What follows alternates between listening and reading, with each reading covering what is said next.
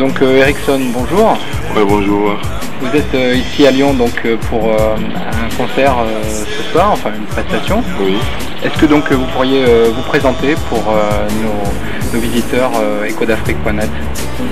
Bonjour d'abord. Moi je suis Erickson Ezulu, artiste chanteur.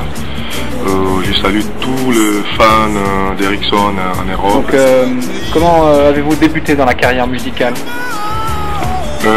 Il faut dire, j'ai commencé à l'âge de 9 ans avec ma maman à une église catholique. Pas mal, j'ai chanté avec mes amis. Un jour je suis décidé, j'ai dit bon, j'ai beaucoup chanté à l'église. J'aimerais faire un groupe avec mes gars au quartier pour voir ce que ça va donner. Donc on a commencé à chanter au quartier, chanter. Un jour, ma mère m'a dit, Erickson, tu as commencé à chanter en église, il faut continuer toujours à l'église. Si tu veux chanter pour la rue, tu vas commencer à fumer la drogue. C'est chez nous en Afrique, quand tu es un artiste, on te prend comme un drogué. Donc voilà, je suis retourné encore à l'église. Et puis bon, voilà, pouf, un jour, mon papa m'a dit, un jour, tu vas aller faire un truc au Mali, parce que mon papa c'est un musulman. Ma vieille, elle est chrétienne, catholique. Quand je suis allé à l'université au Mali, c'est là-bas, j'ai commencé à faire des chansons. Ils m'ont renvoyé à l'université, ils m'ont dit bon ici, c'est pour l'art coranique, c'est pas pour chanter. Si tu veux chanter, tu peux aller dehors, ils m'ont dit. J'ai choisi dehors. Donc, à l'âge de 18 ans, là, je suis rentré dans un groupe malien, Farafina Lolo. On faisait du live chaque fois. C'est moi, quand après la soirée, c'est moi, je suis là pour attacher les trucs. J'étais l'air petit, tout ça là pour apprendre. À l'âge de 20 ans, je suis rentré à Abidjan. J'ai sorti un truc, Ouragan, un album, on appelait ça Ouragan. Ça passait inaperçu, manque de la promo. Donc, je suis rentré encore en studio avec un groupe. NCM, on a créé une danse caméra, c'est ça m'a lancé. Et puis j'ai rentré encore en studio, là c'était pour moi seul, j'ai fait Suzanne ACSA, ça donnait la confirmation aujourd'hui. Donc voilà quoi.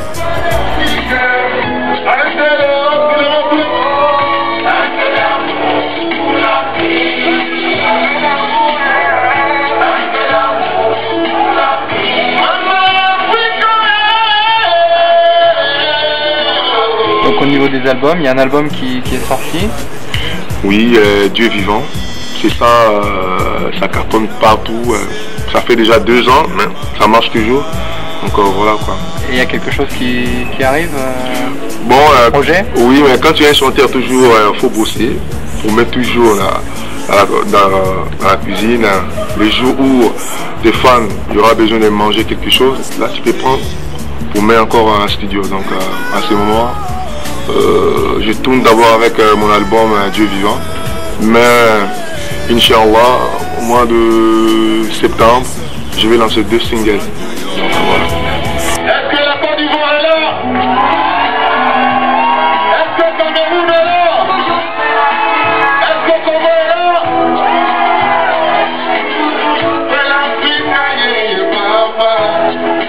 Donc Erickson, vous faites ce qu'on appelle du coupé-décalé variété. Est-ce que vous pouvez nous expliquer un petit peu les différents styles dans le coupé-décalé? Ouais, tu vois, il y a beaucoup de chanteurs coupé-décalé. Il y a des boucantiers. Il y a des atalakou, des animateurs. Et puis il y a des chanteurs.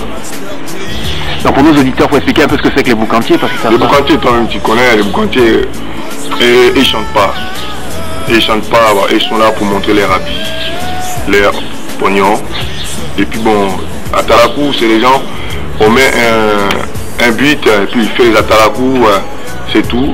Mais coupé-décalé variété, quand tu vois dans un album d'un artiste coupé-décalé variété, il y a beaucoup de styles de musique. Il y a slow, il y a zouk, il y a la musique de recherche même, et puis il y a la musique folklore, il y a tout. Exemple, moi, quand je fais ma musique, je ne fais pas seulement pour les Africains, pour les Blancs aussi. Quand tu vois au deuxième titre, Dieu vivant, ça c'est la musique jazz, c'est jazz j'ai fait. Pour montrer aux gens, quand on dit couper décalé, c'est pas seulement les plaisantins, parce qu'il y a beaucoup d'hommes qui sont en train de gâter le nom de la musique couper décalé. Couper décalé, bien sûr il y a les plaisantins, et puis il y a des bons chanteurs. Tu as vu? Si tu veux faire du sérieux dans ton boulot, tu vas évoluer. Mais si tu es là pour montrer tes habits, pour montrer ton pognon, tu vas rester toujours comme ça. Et nous, on veut faire du sérieux avec ça. Donc je ne suis pas le seul, il y a beaucoup de plein bons chanteurs en Côte d'Ivoire. Je vais citer.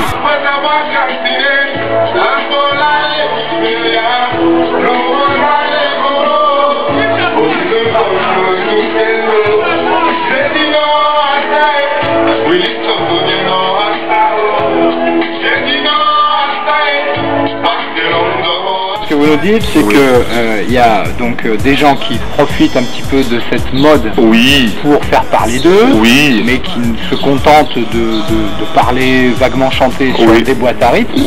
Et puis ce que vous faites vous, c'est de la musique. C'est la musique. Considéré comme un musicien. C'est la musique. Alors est-ce que vous pouvez nous parler un petit peu donc de votre formation et des gens avec qui vous travaillez? Moi je travaille avec Koudou Athanase. Koudou Athanase c'est un bon arrangeur. Il bosse avec Kassav.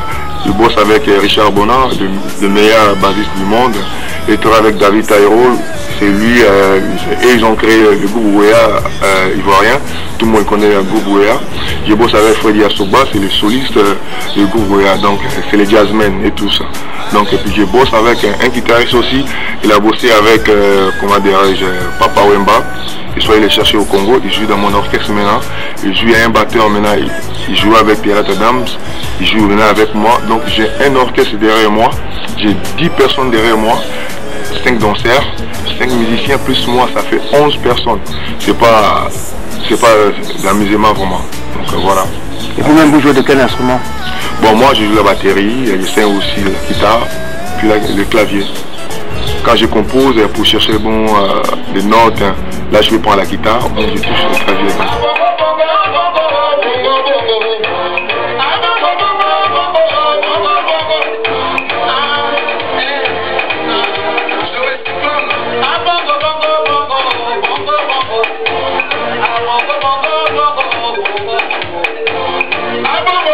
Quelles sont vos inspirations? Quand vous étiez jeune, qu'est-ce que vous écoutiez comme musique? Qu'est-ce qui vous a marqué en dehors de la musique religieuse?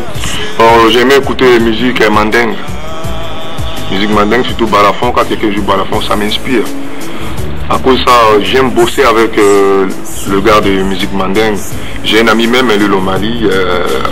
Quand je vais composer une chanson, je rentre au Mali, il joue, on a fait des trucs ensemble, ça m'inspire quoi. Donc quand on dit un artiste, il faut écouter tout le monde, il faut écouter tous les styles, il faut écouter tous les chanteurs quand on dit un artiste. Donc moi je ne me base pas seulement en Afrique pour écouter, j'écoute les Jean-Jacques Goldman, je peux prendre une nuance de Jean-Jacques Goldman et puis je prends pour moi, je bosse, et même la musique, c'est ça on dit la musique. Quand moi je chante, je donne un conseil aux jeunes, respect aux femmes, la guerre, l'Afrique, et puis Dieu. Sans Dieu, il n'y a pas Ericsson, il n'y a pas toi, il n'y a pas quelqu'un qui peut créer le site echo.net, c'est Dieu qui donne l'inspiration. Donc voilà. Bon, il ne chante pas pour les femmes, il chante pour le respect des femmes. Donc voilà. D'accord.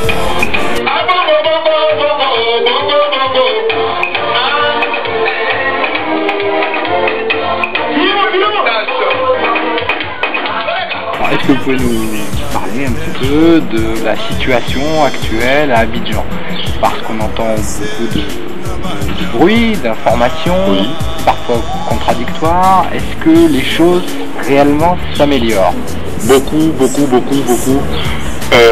Exemple, notre équipe nationale éléphant, ils sont allés jouer où? À Boaké. Ils ont gagné Madagascar 5-0 là-bas. Il y avait même les militaires de force de sécurité qui sont allés jouer fanfare là-bas. C'était les choses, ça ne fait pas avant. Pour montrer aux gens comment en Côte d'Ivoire, il n'y a pas la guerre. Il n'y a pas la guerre. Pays où il y a la guerre, tu ne peux pas prendre un avion pour venir en Europe. Tu ne peux pas sortir pour aller t'amuser dans une boîte de nuit ou bien dans un maquis. Donc il n'y a rien. Tu sais, c'est les médias qui gâtent les gens. si tu veux voir, tu viens en Côte d'Ivoire. Toi-même, quand tu vas sortir du Ouest, il n'y a pas la guerre en Côte d'Ivoire. Donc voilà. Quand un Blé Goudé, il annonce qu'il va aller à Boaké le 9, le 8 à Korogo, ça veut dire quoi? Il n'y a pas la guerre en Côte d'Ivoire. Quand tu vois les forces de sécurité, ils sont allés chercher les forces nouvelles chez eux à Boaké pour amener à la présidence pour faire réunion avec notre président. Ça veut dire quoi?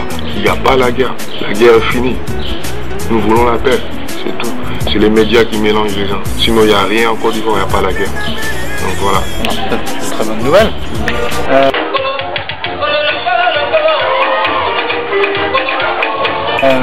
Et donc, cette jeunesse alors que vous connaissez, qui vous inspire, oui. que vous inspirez aussi, Oui.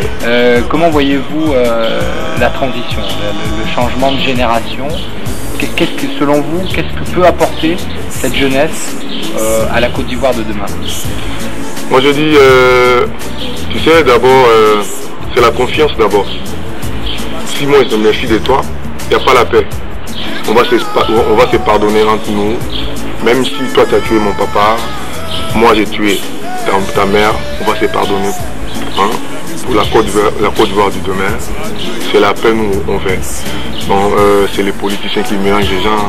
Mais on a tout compris aujourd'hui. Tu as vu? Un pays comme la Côte d'Ivoire, on s'est mélangé pendant 2 ans et puis bon, voilà aujourd'hui il n'y a rien, il n'y a rien.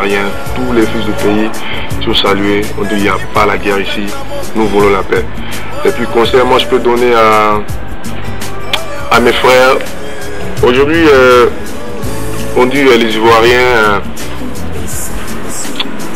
chantent bien, les gars chantent bien. Mais conseil, moi je peux donner à mes gars, on peut faire le concert en live. Parce que la musique ivoirienne, elle a dépassé beaucoup de frontières. Quand on voit les gars de Djembé là, et ils ont beaucoup de spectacles, beaucoup de contrats. Pourquoi pas nous?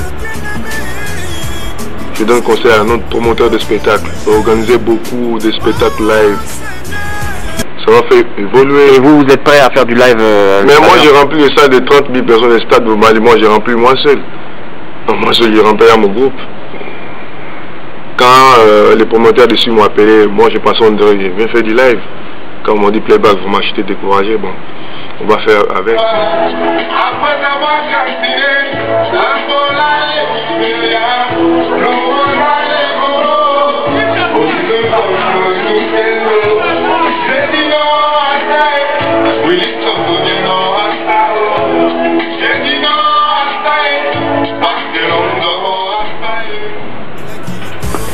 quand vous voyez par exemple les jeunes noirs en France ici par exemple qui sont dans le rap, qui ont vraiment développé leur concept dans le rap, vous qui êtes là-bas, est-ce qu'ils vous inspirent? Est-ce que vous pouvez avoir un lien avec eux? Parce que le coupé-décalé est vraiment un phénomène ici, hein, les jeunes qui sont nés ici, ils adorent le coupé-décalé. Exemple, Mokobé. Mokobé, ouais. Le 113 là. Ouais. Il est rentré à Abidjan pour aller faire de l'album à Abidjan, il est tout le temps à Abidjan. Ça veut dire quoi? Il s'inspire là-bas aussi. Notre musique, ça l'inspire. Lui aussi, sa musique, ça nous inspire aussi, donc c'est la musique. Tu as vu? Donc voilà, quand on dit la musique, c'est universel. C'est à nous maintenant de montrer aux blancs que notre musique là, c'est pas musique de ghetto, c'est musique de tout le monde peut danser. Donc vous avez un côté humanitaire au-delà du showbiz, du star system. Mais moi-même, je suis quitté là. Je suis un enfant de pauvre, j'ai galéré, donc je connais. Je ne sais pas si tu as regardé, les clips où j'ai dit la galère, où j'étais en train de préparer, j'ai chanté de ma galère, donc pourquoi pas aujourd'hui, si Dieu me donne un peu pour partager avec les gens. La galère, c'est la vie, au jour ou les jours.